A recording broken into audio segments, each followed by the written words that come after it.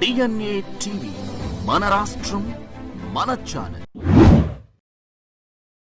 నమస్కారం. ఈనాటి వార్తలకి స్వాగతం. అమరావతి రాజధాని నిర్మాణ పనులను వేగవంతం చేయాలని, నిర్దేశించిన గడువులోగా పూర్తి చేయాలని సీఎం చంద్రబాబు అధికారులను, నిర్మాణ సంస్థల ప్రతినిధులను ఆదేశించారు. ఈ విషయంలో రాజీ పడే ప్రసక్తే లేదని ఆయన స్పష్టం చేశారు.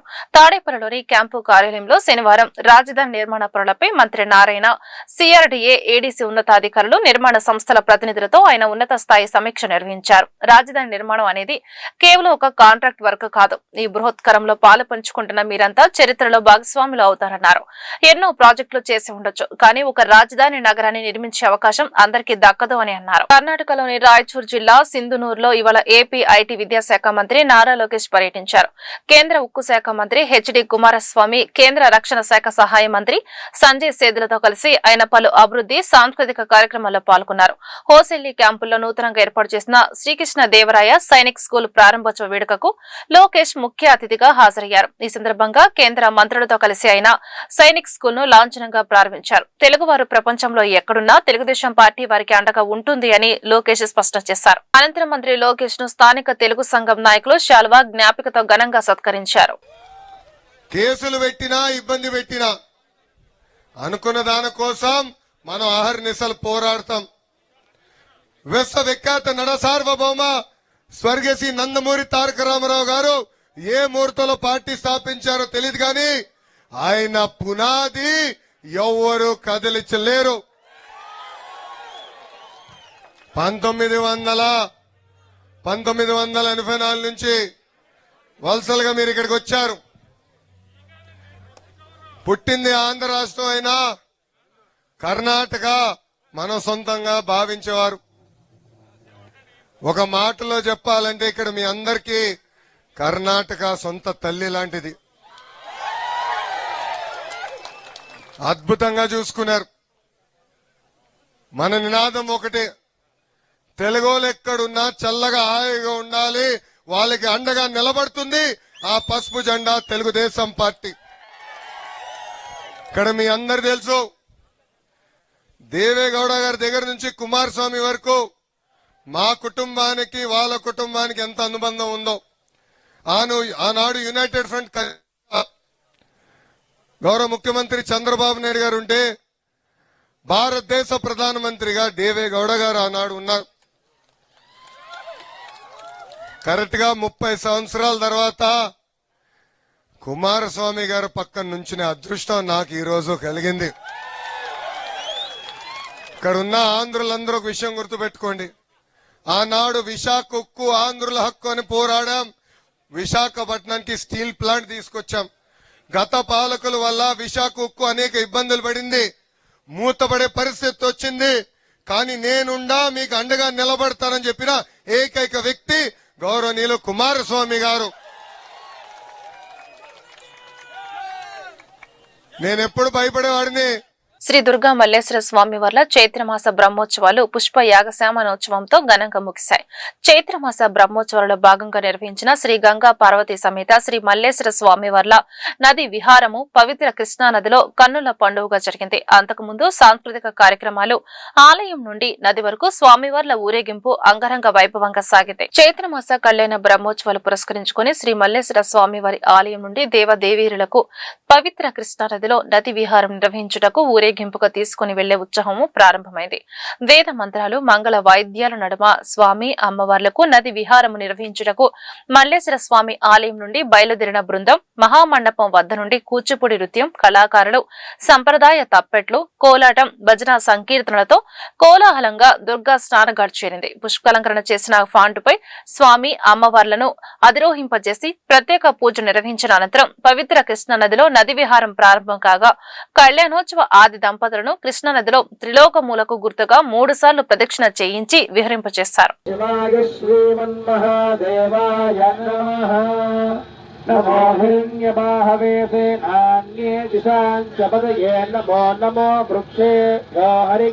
पशूनां पदये नमो नमः स्वस्तिञ्जराय श्रीमदे पथीनां पदये नमो नमो बफलाय विद्याधीनानां पदये नमो नमो हरिकेशायोपवीतिने पुष्टानां पदये नमो नमो नमस्य एके जगत् मन्त्रिणे वाणिजाय कक्षाणां पदये नमो नमो भुवन्तये वारिवस्कृताय औषधीनां पदये नमो नम उच्चैर्घोषाय क्रन्दयते वत्तीनां पदये ओ नमः कृत्स्नवीता यथावत् नमो वञ्चते परिवञ्चते स्थायूनां पदये नमो नमो निषेधवे परिचरायारण्यानां पदये नमो नमः शृगाविभ्यो जिघागुं सद्योमुष्णदां पदये नमो सिमध्यो नक्तञ्चरद्धः प्रकृन्दानां पदये नमो नमो उष्णीशिने गिरिजराजकुलञ्जानां पदये नमो नम इषमध्यो धन्वाविभ्यश्च वो नमो नमः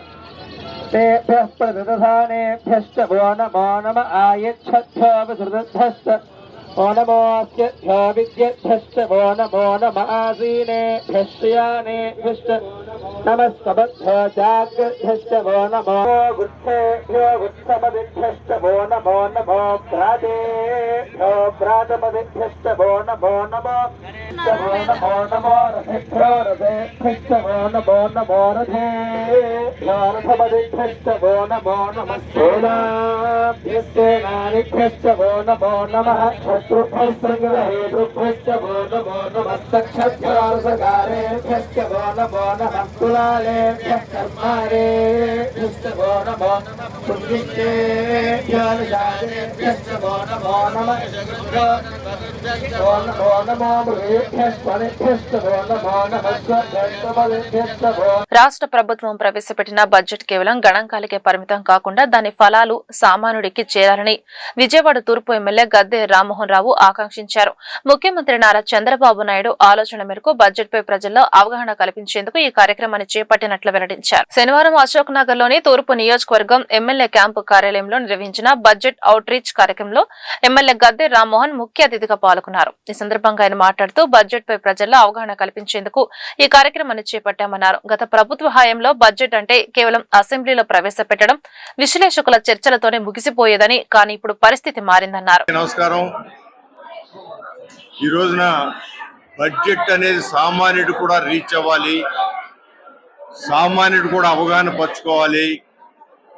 మన రాష్ట్రం ఉన్న పరిస్థితిలో ఏ విధంగా బడ్జెట్ని ఒక దశల వారీగా మనం ఎలకేషన్స్ పెట్టుకుంటూ ముందుకు వెళ్తే ఏ విధమైన లాభాలు సమాజానికి వస్తాయి, ప్రభుత్వం చేపట్టే కార్యక్రమాలు ఆ బడ్జెట్ మీద అవగాహన లేని వాళ్ళు అర్థం చేసుకోలేక ఏదైనా అపోహలు పడినా వాటిని బడ్జెట్ రీచ్ ద్వారా నివృత్తపరిచి ప్రజలందరినీ కూడా సమాయత్తపరిచి ఈ యొక్క బడ్జెట్ మనకు బంగారు బాట అనే విధంగా బడ్జెట్లో వచ్చిన లాభ నష్టాల ద్వారా, బడ్జెట్లో వచ్చిన ఎలకేషన్స్ ద్వారా మనం సమాజంలో సంపద సృష్టించవచ్చు. మన బడ్జెట్ అంతా కూడా అది పేదల సంక్షేమం కోసం, అభివృద్ధి కోసం, ఈ అభివృద్ధి ద్వారా సంపద సృష్టించడానికి మరిన్ని సంక్షేమకాలు ఇవ్వడానికి ఏర్పాటు చేసే బడ్జెట్. దీనిని ప్రతి సామాన్యుడు కూడా అవగాహన పరచాలని చెప్పి ఒక నూతన విధానంలో నారా చంద్రబాబు నాయుడు చెప్పిన దాని ప్రకారం మన విజయవాడ తూర్పు నియోజకవర్గంలో మన అడిషనల్ కమిషనర్ చంద్రశేఖర్ గారు, జోనల్ కమిషనర్ షమీ గారు, ఇతర ప్రజాప్రతినిధులు అందరం కూడా సమావేశమై ప్రజల్ని సమీకరించి వారికి ఎక్స్ప్లెయిన్ చేయడం జరిగింది. వారందరూ కూడా స్థానికంగా ఉన్న కొన్ని ఎగ్జాంపుల్స్ వాళ్ళకి చెప్తే దానివల్ల మనం ఏ విధంగా వరదల్లో ప్రభుత్వానికి ఎంత నష్టం అవుతుంది, రానున్న రోజులు ఆ వరదలు రాకుండా అరికట్టగలిగితే మన ప్రభుత్వానికి ఎంత లాభం వస్తుంది, ప్రజలకి ఎంత లాభం వస్తుంది. ప్రజలకి ఒక వరద వస్తే వాళ్ళు ఆ ఇళ్ళు అన్నీ కూడా కోల్పోయే పరిస్థితి నుంచి ప్రభుత్వం ఇచ్చే కొంత సహాయం సరిపోక మిగతా అంతా అప్పులు పోలే సందర్భంలో ఇవాళ ఆ వరదలే నివారణకి మనం బడ్జెట్ కేటాయించి వరదలు నివారిస్తే ఏ విధంగా ప్రజలకి ప్రభుత్వానికి ఎంత ఆదాయం వస్తుంది. దానికి అయ్యే ఖర్చు, ఆ వరదల నివారణ కోసం అయ్యే ఖర్చు 200 కోట్లు అయితే గవర్నమెంట్కి ప్రజలకి దానివల్ల రక్షణ పొంది 2000 కోట్లు మనకి ఒకే సంవత్సరం లాభం వచ్చే సందర్భాలు ఉంటాయని చెప్పి ఇవన్నీ కూడా సామాన్యులకు ఎక్స్ప్లెయిన్ చేసి ప్రయత్నం చేయడం జరిగింది. ఈ కార్యక్రమాన్ని చేపట్టమని ఆదేశించిన నారా చంద్రబాబు నాయుడు గారికి కృతజ్ఞతలు తెలియజేస్తున్నాం. ఎందుకంటే గతంలో బడ్జెట్ ఏదో అక్కడ వస్తుంది, విశ్లేషకులు విమర్శకులు ఏదో స్టేట్ జూనియర్ న్యాయవాదులకు వృత్తి నైపుణ్యం కలిగించే విధంగా శిక్షణ కేంద్రాలు ప్రతి జిల్లా కేంద్రంలో ఏర్పాటు చేసే విధంగా బార్ కౌన్సిల్ సభ్యులు చర్యలు తీసుకోవాలని హైకోర్టు విశ్రాంత న్యాయమూర్తులు జస్టిస్ ఏవి శేషసాయి, జస్టిస్ కృపా సాగర్ లో అన్నారు. ఎన్నికల కౌంటింగ్ సమయంలో బార్ కౌన్సిల్ సిబ్బంది న్యాయవాదుల సహకారం మరువలేనిదని కొనియాడారు. బార్ కౌన్సిల్ ఎన్నికలలో గెలుపొందిన బార్ కౌన్సిల్ సభ్యుల సన్మాన సభ ఏ కన్వెన్షన్ సెంటర్ లో జరిగింది. ఈ కార్యక్రమానికి ముఖ్య అతిథులుగా విచ్చేసిన శేషసాయి కృపా సాగర్ లో మాట్లాడుతూ రాష్ట్రంలోని వేలాది మంది న్యాయవాదుల సంక్షేమం, భద్రత, వృత్తిలో ఎదుగుదల, న్యాయవాద కుటుంబాలకు ఆర్థిక సహాయం లక్ష్యంగా బార్ కౌన్సిల్ సభ్యులు కృషి చేయాలన్నారు. ఎంతో కాలంగా ఎకానమీ విషయం పెండింగ్ లో ఉందని కొత్తగా ఎన్నికైన బార్ కౌన్సిల్ సభ్యులకు వారు సూచించారు. ఏపీ బార్ కౌన్సిల్ ఎన్నికల టీంలో తాము కూడా ఉండటం సంతోషదాయకమన్నారు.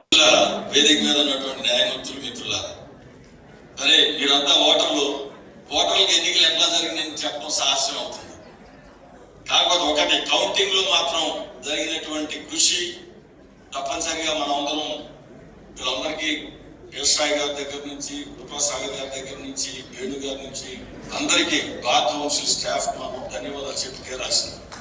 ఎందుకంటే వీళ్ళు చేసినటువంటి కృషిని మీరు చాలా మంది ఆన్లైన్ లో చూసుంటారు. డెఫినెట్ గా మనం ఇందా చెప్పినట్టుగా వెనక మొదలు పెట్టినటువంటి ప్రక్రియను ముగించామంటే దానికి ఉన్నటువంటి కృషి అటువంటి ఎన్నికలు ఎటువంటి అంటే నాకు వైకుంఠపాళి ఆట గుర్తొస్తుంది. చిన్నప్పుడు మనం ఆడిన ఆట ఎవరిని పాము కాటేస్తుందో ఎవరు నిచ్చెన ఎక్కిస్తుందో తెలియదు. పాపం పాము కాటేసిన వాళ్ళేమో మాకు రాలేకపోయారు, నిచ్చెన ఎక్కించిన వాళ్ళంతా మేము పైన ఈ ఆట ఇది. అందుకని చూసాం కదా చివరి రోజున జరిగినటువంటి అంత ఉత్కంఠత ఎలా ఉన్నదో ఇందాక చెప్పారు.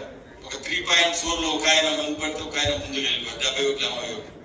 మరి అటువంటి దీంట్లో ఆ ఉత్కంఠతో వీళ్ళు చేసినటువంటి వాళ్ళకి మనం ధన్యవాదాలు చెప్పాల్సిన అవసరం ఉంది. సరే, ఈ బార్ కౌన్సిల్ దగ్గరకు వచ్చేసరికంటే తిరిగి ఎన్నికైనటువంటి పాత వాళ్ళం, కొత్తగా ఎన్నికైనటువంటి వాళ్ళం ఒక వీళ్ళంతా కలిసి పనిచేయటం. దీంట్లో కొత్తది ఏంటంటే మహిళా సభ్యులు ఇంతమంది రావటం, ఈ రిప్రజెంటేషన్ తోటి వీళ్ళంతా రావటం అనేటువంటి అందరూ ఆహ్వానించదగింది. తప్పనిసరిగా ఈ వృత్తి మొదట్లో ఇది పురుషుల వృత్తి అనుకునేటువంటి పరిస్థితుల్లో మహిళలు ఇప్పుడు వచ్చి రావటం చూస్తే ఇప్పుడు జ్యుడిషియరీలో వచ్చేసరికి 60% అయ్యారు. మన ఎవరితో మాట్లాడతా న్యాయవాదులు కూడా వీళ్ళు మాట్లాడతారు, పెరిగిపోతారు.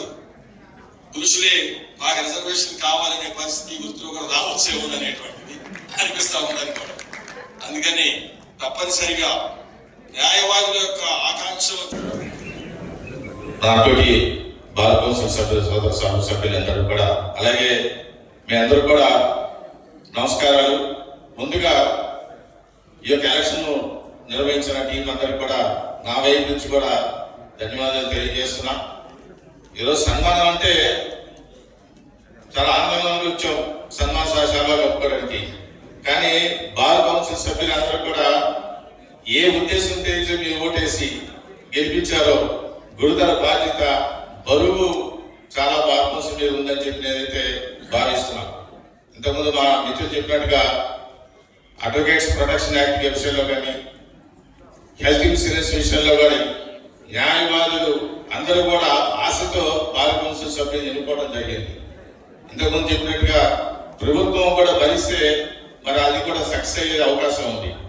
కానీ నా ఉద్దేశం ఇది కేంద్ర ప్రభుత్వ పరిశీలనలో ఉంది. ఈ సందర్భంగా మీ అందరూ కూడా తెలియజేస్తే బాగుందని చెప్పి నేను తెలియజేస్తున్నా. న్యాయశాఖ మంత్రి గారు కూడా ఇది ఆల్ ఇండియా మొత్తం మీద కూడా హెల్త్ ఇన్సూరెన్స్ విషయంలో పరిశీలన ఉంది. ఎన్ని హాస్పిటల్స్, డాక్టర్స్ అవసరం అవుతాయో వాటిని చూసిన తర్వాత నిర్ణయం తీసుకుంటామని చెప్పి వారు చెప్పడం కూడా జరిగింది.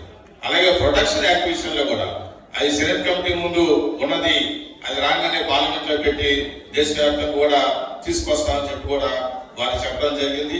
బహుశా బార్ కౌన్సిల్ మనం కూడా వారు కొంచెం స్పీడప్ చేసి అది అయ్యేటట్టుగా చేస్తే మన బార్ కౌన్సిల్ సభ్యులందరూ కూడా. అత్యాధునిక శస్త్ర వైద్య చికిత్స పరికరాలతో నగర ప్రజలకు మెరుగైన వైద్యాన్ని అందించేందుకు భవానీపురం స్వాతి థియేటర్ రోడ్ లో శ్రీ అచ్యుత హాస్పిటల్ ను ప్రారంభించినట్లు శ్రీ అచ్యుత హాస్పిటల్ వైద్య నిపుణులు రవికిరణ్, మౌనికలు తెలిపారు. తమ హాస్పిటల్ నందు 24/7 అత్యవసర వైద్య సహాయంతో పాటు అత్యాధునిక laboratory, operation theatre, diagnostic lab, ఫార్మసీలో అందుబాటులో కలవని చెప్పారు. నగరవాసులు ఈ అవకాశాన్ని సద్వినియోగం చేసుకోవాలని, మెరుగైన వైద్యాన్ని అందించడమే తమ ప్రధాన లక్ష్యమని పేర్కొన్నారు. విజయవాడ భవానీపురం స్వాతి థియేటర్ సమీపంలో నగర ప్రజలకు మెరుగైన వైద్యాన్ని అందించేందుకు ప్రముఖ ఆర్థోపెడిక్ సర్జన్ రవికిరణ్, ప్రముఖ గైనకాలజీ నిపుణులు Mounika Sri Achyuta hospital veterinary ortho care ప్రారంభించారు. ఈ సందర్భంగా వారు మాట్లాడుతూ అత్యాధునిక శస్త్ర వైద్య చికిత్స పరికరాలతో నగర ప్రజలు మెరుగైన వైద్యాన్ని అందించడమే లక్ష్యంగా విజయవాడ భవానీపురం స్వాతి థియేటర్ రోడ్ లో శ్రీ అచ్యుత హాస్పిటల్ ను ప్రారంభించినట్లు తెలిపారు. తమ హాస్పిటల్ నందు 24/7 అత్యవసర వైద్య సహాయంతో పాటు అత్యాధునిక ల్యాబొరేటరీ, డయాగ్నోస్టిక్ ల్యాబ్, ఫార్మసీలు అందుబాటులో కలవని చెప్పారు. కంప్లీట్ చేసి అక్కడే నా జాయింట్ రిప్లేస్మెంట్ ఫెలోషిప్ కూడా చేశాను. Normal joint replacement, robotic joint replacement కూడా చేశాను. ఇప్పుడు ఆ సేవలన్నీ అందుబాటులో తీసుకోవడానికి మా స్వాతి రోడ్ భవానీపురంలో మా హాస్పిటల్ ఓపెన్ చేస్తున్నాం ఈరోజు. Sri Achyuta hospital maternity and ortho care. అందరూ వచ్చి మీ సేవలను యూజ్ చేసుకోవాల్సిందిగా కోరుతున్నాం. మన దగ్గర అన్ని ఫెసిలిటీస్ ఉన్నాయండి. మన దగ్గర ఫిక్స్డ్ ఎక్స్రే 300 mAది ఉంది, ఫార్మసీ ఉంది, ఇన్ హౌస్ డయాగ్నోస్టిక్ ల్యాబ్ ఉంది, IUA ల్యాబ్ ఉంది, ఆపరేషన్ థియేటర్ ఉంది, లేటెస్ట్ ఫెసిలిటీస్ అన్ని. సో లేబర్ రూమ్ ఉన్నాయి, పేషెంట్ రూమ్స్ అన్నీ అవైలబుల్గా ఉన్నాయి. అన్నీ వచ్చి యూజ్ చేసుకోవాల్సిందిగా కోరుతున్నాం. ఎమర్జెన్సీ మనకు క్యాజువాలిటీ కింద రెడీగా ఉంది. ఎమర్జెన్సీ ఫెసిలిటీస్ కూడా అవైలబుల్గా ఉన్నాయి మన దగ్గర. ఈరోజు 3rd ఏప్రిల్ శుక్రవారం 2026 శ్రీ అచ్యుత హాస్పిటల్ ప్రారంభం చేశామండి. స్వాతి రోడ్లో ఉంది. సో 1 టౌన్, భవానీపురం, ఇబ్రహీంపట్నం చుట్టుపక్కల ఏరియాస్ అందరూ కూడా మా సేవలు అన్నీ తీసుకోండి. ఇంకొకటి మాకు 24/7 ఎమర్జెన్సీ సర్వీసెస్ అన్నీ చూస్తాము. అట్ ద సేమ్ టైం మాకు అత్యాధునిక labour room, operation theatre and మంచి డయాగ్నోస్టిక్ ల్యాబ్, ఫార్మసీ అన్నీ అవైలబుల్గా ఉన్నాయి.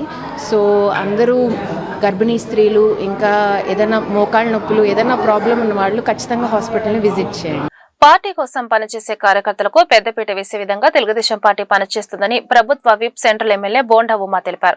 కార్యకర్తలను పార్టీ నిర్మాణంలో భాగస్వాములను నామినేటెడ్ పదవులకు సంబంధించి రాష్ట్ర స్థాయి చైర్మన్లుగా, డైరెక్టర్లుగా, జిల్లా స్థాయి డైరెక్టర్లుగా, నియోజకవర్గ స్థాయిలో దేవాలయాల నూతన కమిటీలను, ట్రస్టులకు చురుకైన నాయకులు నియామకం చేయడం జరుగుతోందని, దానిలో భాగంగా ఈరోజు Guntur Seetharamaiah trust chairman, senior Telugu Desam party నాయకులు కోల శ్రీనివాసరావు నియమించడం జరిగిందని చెప్పారు. విజయవాడ పాయకపురం ప్రాంతంలోని గుంటూరు సీతారామయ్య చారిటబుల్ ట్రస్ట్ నూతన కమిటీ సభ్యులతో ప్రభుత్వ విప్ సెంట్రల్ నియోజకవర్గ శాసనసభ్యులు బోండా ఉమామహేశ్వరరావు ఈ రోజు నుంచి ట్రస్ట్ బాధ్యతలను అప్పగించి ప్రమాణ స్వీకారం చేపించడం జరిగింది. ఈ సందర్భంగా ఉమా మాట్లాడుతూ తెలుగుదేశం పార్టీ కార్యకర్తల పార్టీ అని, నాడు నందమూరి తారక రామారావు కానీ, నేడు నారా చంద్రబాబు నాయుడు కానీ, భవిష్యత్తులో నారా లోకేష్ కానీ కార్యకర్తలకు పెద్దపీట వేసేటువంటి విధంగా తెలుగుదేశాన్ని ముందుకు తీసుకువెళ్తున్నారని చెప్పారు. ప్రభుత్వం అధికారంలోకి వచ్చినాక కష్టపడినటువంటి కార్యకర్తలందరికీ నామినేషన్ పదవులు జనసేన, బీజేపీ, తెలుగుదేశం పార్టీ ఏదైతే 3 పార్టీల కార్యకర్తలు, నాయకులు కష్టపడ్డారో